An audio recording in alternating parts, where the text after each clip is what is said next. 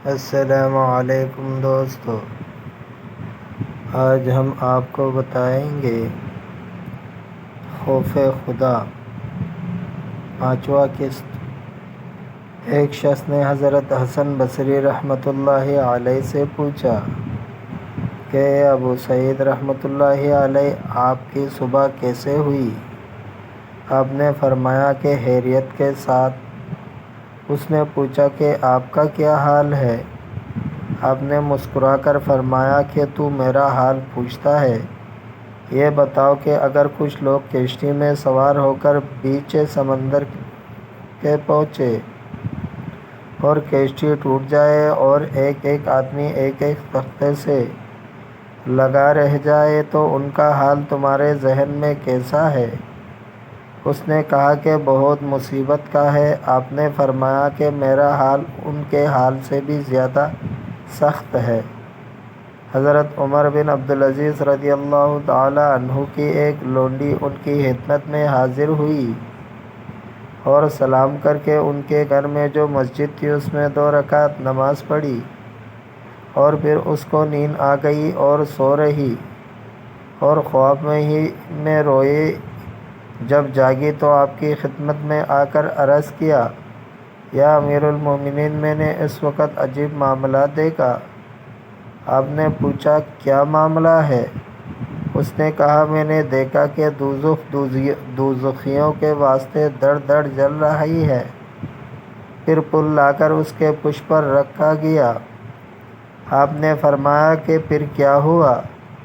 اس نے کہا کہ پھر عبد الملک ابن مروان کو لائے اور اس پل پر اس کو چڑھایا تو وہ توڑا ہی جانے پایا تھا کہ پل الٹ گیا اور وہ دوزخ میں جا پڑا۔ آپ نے فرمایا، پھر اس نے کہا، پھر عبد الملک کے بیٹے ولید کو لایا اور اس کو پل پر سوار کیا، وہ بھی تھوڑی ہی دور چلا تھا کہ پل نے کروٹ لی اور دوزخ میں جا پڑا۔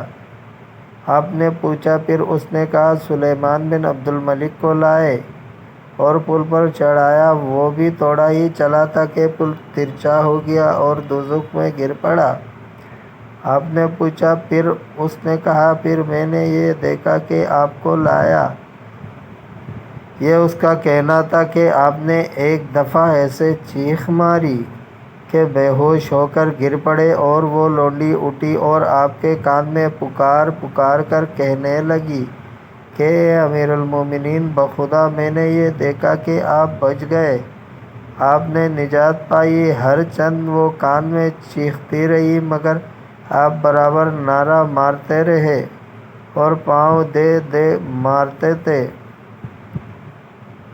حضرت طاؤس رحمۃ اللہ علیہ کے لیے بستر کیا جاتا تو لیٹے اور گرم کڑھائی کے دانے کی طرح ادھر ادھر لوٹتے، پھر اس پر سے اچھل کر اس کو لپیٹتے اور قبلہ کی طرف صبح تک متوجہ ہوتے اور کہتے رہتے۔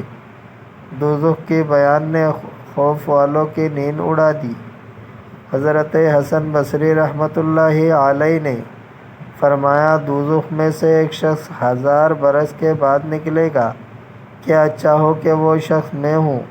اور یہ اس لیے فرمایا کہ خوف دوزخ میں ہمیشہ رہنے اور سوء خاتمہ کا تھا۔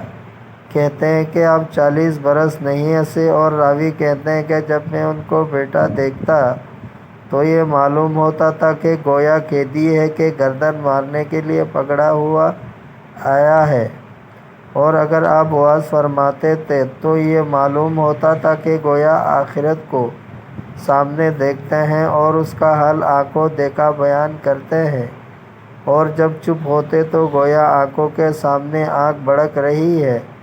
اور جب ان پر اس شدت خوف و غم سے لوگوں نے استجاب کیا تو فرمایا کہ میں کیسے بے خوف ہو جاؤں